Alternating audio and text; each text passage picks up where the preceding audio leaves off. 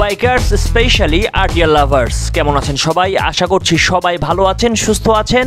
Welcome to moto wheels. Thumbnail দেখে এতক্ষণে আপনারা সবাই বুঝে গেছেন এই ভিডিওটা কোন বাইকটি নিয়ে করা হচ্ছে। হ্যাঁ, ইন্ডিয়ান মার্কেট কাঁপানোর পর এখন বাংলাদেশের বাজার কাঁপাতে আসছে অ্যাপাচি আরটিআর 204V।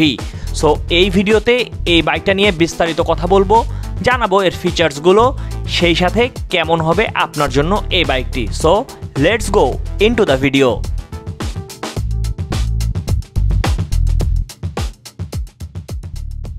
শুরুতেই আসি ইঞ্জিনে। এই বাইকটিতে 197.75 সিসির একটি ইঞ্জিন ব্যবহার করা হয়েছে, যেটা 4/4 ভালভ অ্যান্ড ওয়েল কোল্ড। এখান থেকে ম্যাক্সিমাম পাওয়ার জেনারেট হবে 20.2 bhp at 8500 rpm and maximum torque generate হবে 16.8 Newton metre at 7500 rpm।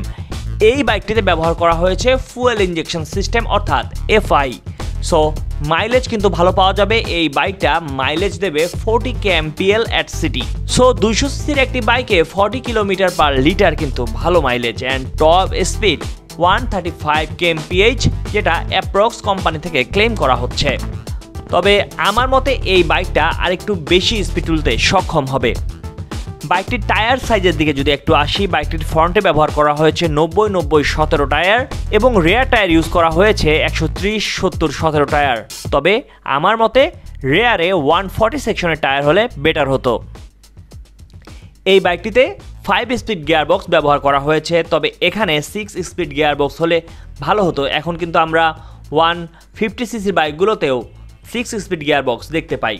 However 5 speed gearbox is also okay. বাইকটিতে আপনি পাবেন স্প্লিট সিট এবং 3 পার্ট হ্যান্ডেল বার। সো স্টাইলের দিক থেকে কিন্তু কোনো কমতি থাকছে না অ্যান্ড এটার গ্রাফিক্সগুলো আমার কাছে খুবই ভালো লেগেছে। বাইকটিতে পেয়ে যাবেন golden upside down suspension. So স্টাইলের দিক থেকে যেমন এটা আপনাকে বাড়তি মাত্রা যোগ দেবে, সেই সাথে কিন্তু কমফোর্টের দিক থেকেও থাকবে এগিয়ে। বাংলাদেশের বাজারে অ্যাপাচি আরটিআর 204V বাইকটির প্রাইস হতে পারে 3,05,000-এর মতো।